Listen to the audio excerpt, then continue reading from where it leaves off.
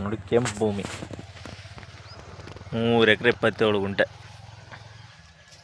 ನೋಡಿ. ನೀವು ಹೇಳಿದ್ರಲ್ಲ 2 ಭಾಗ ಇದನ್ನು ಆರಾಮಾಗಿ ಮಾಡ್ಕೋಬೋದು. ಹೆಚ್ಚು ಕಮ್ಮಿ ರೋಡ್ ಬಿಡ್ತು ಎಷ್ಟು ಸಿಗುತ್ತೆ ಗೌಡ್ರೆ?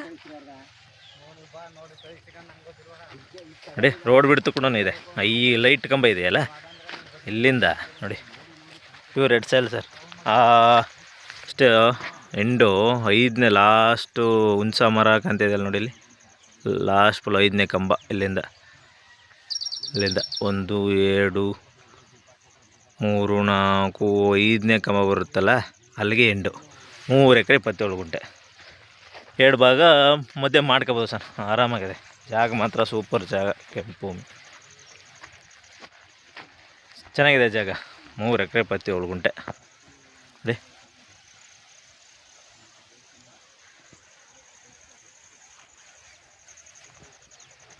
ಡಾಂಬರಿಂದ 1-1.5 ಕಿಲೋಮೀಟ್ರು ಒಳಗಡೆ ಬರಬೇಕು ಡಾಂಬರಿಂದ. ಜಾಗ ಮಾತ್ರ ಚೆನ್ನಾಗಿದೆ ನೋಡಿ. ಲೈಟ್ ಕಂಬ ಏನಿಲ್ಲ, ಲೈನ್ ಪೋಲ್ಗೂ ಕೂಡ ಏನು ಸಮಸ್ಯೆ ಇಲ್ಲ ನೋಡಿ. ಇಲ್ಲೇ ಇದೆ ಲೈಟ್ ಕಂಬ ಇದೆ, ಜಮೀನಲ್ಲೇ ಹೋಗಿದೆ ಕಂಬ ನೋಡಿ. ಇದೇ ಎಂಡು.